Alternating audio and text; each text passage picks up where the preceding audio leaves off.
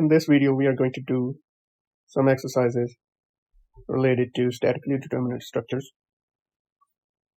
For all the problems in this video, we're going to assume counterclockwise as our positive moment, left to right as our positive x component, and going up as our positive or y component. For our first exercise, we have to determine directions at support A and B. There are two ways to do this problem. I'm going to do the longer way. First of all, let's draw our free body diagram for member AC. And let's draw our forces. There is going to be one vertical reaction at A, and at C we're going to have two reactions because it's a pin connection in vertical and horizontal direction. And for our distributed load, that's converted into our resultant point load. So it will be area of the triangles. In this case is 4 kilonewton per meter times 6. Solving this, we get 12 kilonewton. And now for our point load, for triangular loads, if we go from A towards C, it'll be 2/3 of the distance. And if we're coming from C towards A, it'll be 1/3 of the area. So we're going to do 1/3 times our distance. And this comes up to 2 meters. So our point load will be 2 meters away from the point C and 4 meters away from point A. And it's going to be 12 kilonewton. Once we have that, now we can easily try to solve for one of the vertical reaction. Let's take a moment about the point C. So our first load we encounter is 12. It's counterclockwise, therefore positive, and it's 2 meters away. And then we have clockwise vertical reaction for A, and it's 6 meters away. Solving for AY, we get positive 4 kilonewton. Now we can simply sum the forces in y direction. We know AY is positive, we are assuming CY to be positive, and we know we have a negative distributed point load. All equals to 0. Our AY in this case is 4 kilonewton. Solving for both these, we get CY as 8 kilonewton. Alright, now we can draw our free body diagram for our member CB. For CB, we know at B, we're going to have two horizontal reaction, vertical and horizontal, and then we're also going to have a moment at B. And for C, we just have to make sure that our reactions are opposite of whatever we have drawn on the member AC. Once we have those, we can draw our point load for our distributed load. So it's going to be same idea. Area of the triangle, so it's 4 kilonewton multiplied by 4.5 meters. Solving this, we get 9 kilonewton. And using the same idea, 4.5 divided by 3, we get 1.5. So our point load will be 1.5 meters away from point C. That's going to be 9 kilonewton. And then from B, it's going to be 3 meters away. We know that from our free body diagram and from our diagram here that there isn't any x direction force, and we already know that from our member AB there is no reaction in the x-axis. Therefore we know Cx is equal to 0. And here in our free body diagram for CB, we can see that whatever reaction our C point is going to have, the opposite is going to happen for our reaction B in the horizontal component. So therefore we know that our horizontal component for B is also 0 kilonewton. Now we can simply sum the forces in vertical direction. We found that our C is 8 kilonewton, but we are using our reaction in downward reaction, therefore it will be negative 8 kilonewton. And for B, we are assuming it to be going up, therefore it's a positive reaction, and our point load is also negative because it's going downward. All equals to 0. Solving for BY, we get positive 17 kilonewton as our answer. For our second problem, we have to find horizontal and vertical components at pins A and C. Let's start with our free body diagram, and we'll draw our member BC before our member AB. We know at C we're going to have both vertical and horizontal as before, and we have counterclockwise 60 kilonewton per meter moment, and then we have a uniform load on this member, which we know can be found triangular uniform load, and this uniform load can be solved by taking the area of a triangle, 12 kilonewton per meter times 6 meters, and this comes up to 36 kilonewton. And to find where our point will be located from point C, we can simply divide our distance between A and C by 3, and we get 2 meters. So we know our point load, which is 36 kilonewton, will be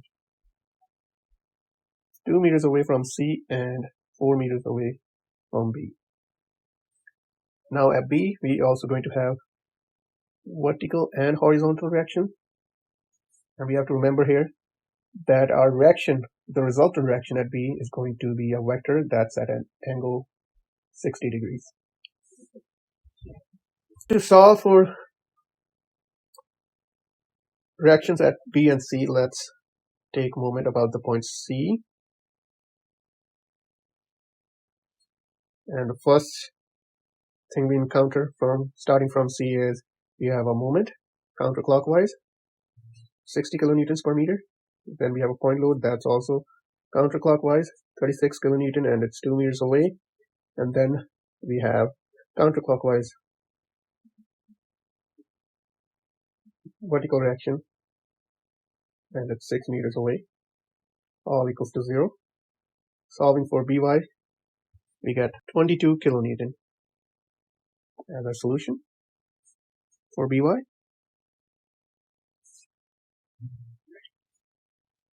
Now we can solve for our reaction, vertical reaction at C, by simply taking the sum of vertical reactions. So we know our By is going downwards, so it's negative, and we had a solution as 22 kilonewton for By, and we know our point load is going downward, so it's negative 36 kilonewton. But we do know our reaction at C we assume to be going up, therefore it's positive. And solving for both of these, we get, I just noticed we just missed a sign for By, so our By is negative actually, therefore our 22 in our current equation will be positive. And solving for Cy, we get 14 kilonewton as our solution. Now we have our Cy, we have our By. Now we can look at our free body diagram for pin connection B only, and we know that there is going to be a vector, and we have our assumed horizontal and vertical component. We can have them either here like this, or we can have them under the vector, doesn't matter.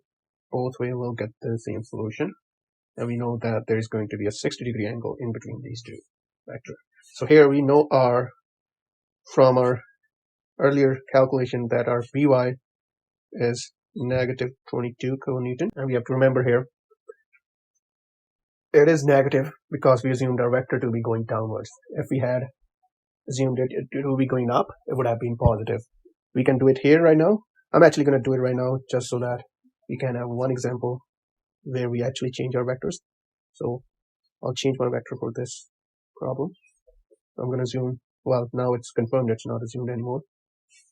Our vector for Y is going up, and I'm also going to change in our earlier free body diagram from going downwards to upwards.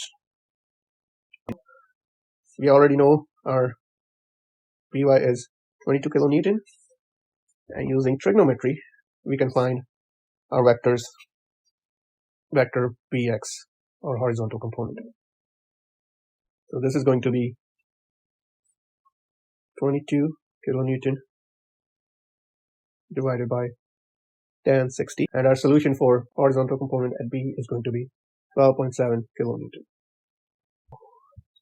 Let's draw the free body diagram for member AB,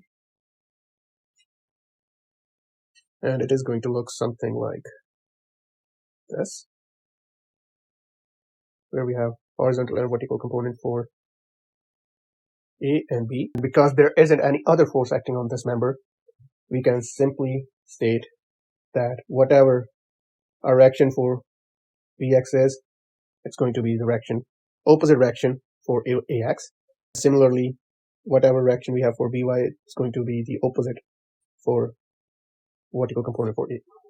Therefore, if we have Bx as positive 12.6, we are going to have negative 12.7 kilonewton for Ax, and we're going to have negative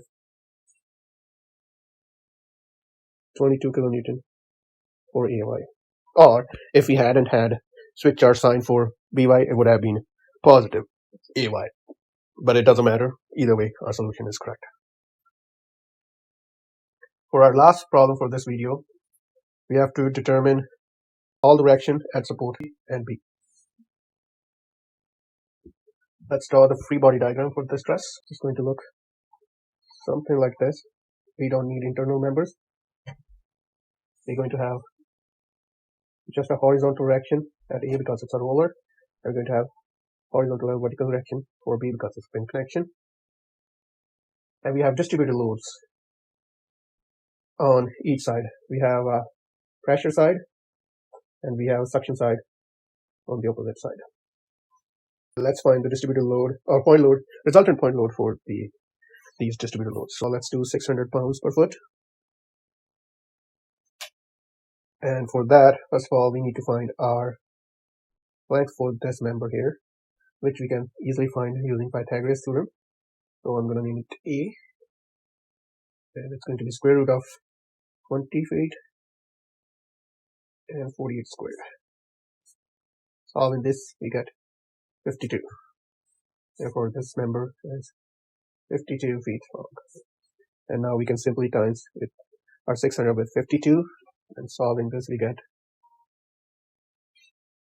31,200. Similarly, solving for the suction, going to have to multiply it by 52 because it's a symmetrical truss, even though my free body diagram doesn't look symmetrical, and it's 2,800 pounds. Now, the other thing we have to remember here, the x and y components of these vectors here. So we know that our horizontal component for this vector is 20, and our vertical component is 48. Or in other words, we could simplify it and we can say it's 5 and 12, but I'm going to keep it as larger numbers. And similarly, same idea for our suction vector here. Horizontal component for this vector is 20 and vertical is 48. And the vector itself is 52. We need these later on when we solve for horizontal and vertical component for these fractions, but let's do it. First of all, let's sum the forces in the x direction. We know there isn't any force in the horizontal direction for A. For B, we are assuming it to be negative. For our pressure side vector, it is going to be positive 31,200 times 20 by 52.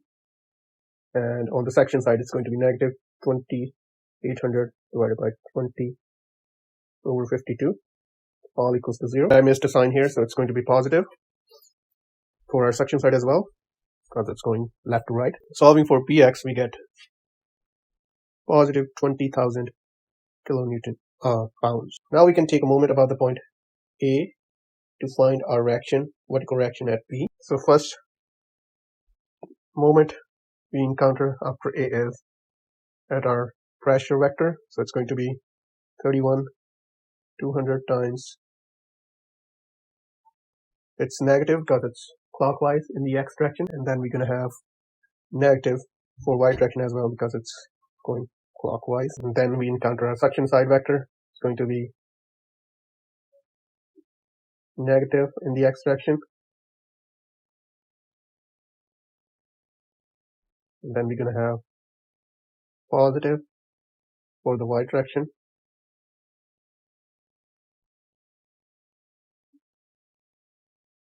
And finally, we have positive by, and it's 96 feet away. Another thing we didn't include for all these earlier points, we didn't include how far the moment direction is from our point. For A in the x direction, it's going to be 10 feet away, and in the y direction, it's going to be 24 feet away. I'll just squeeze it in. And same, it's going to be 10 feet for the suction side, and 72 feet away for our suction side. Solving for by, we get negative 5116.67 pounds. Now that we have by, we can simply add the forces in our vertical component, and that should help us find our value for vertical component at A. It's going to be, we are assuming A to be positive, and then we have negative 31,200 times, this is going to be just 12 over 13, or we can say it's 4852. Either way it's correct. And positive 2800 times 12 over 13 to get our vertical component. And then we have negative 5116.67 for our force for our vertical component at B, all equals to 0. Solving for AY, we get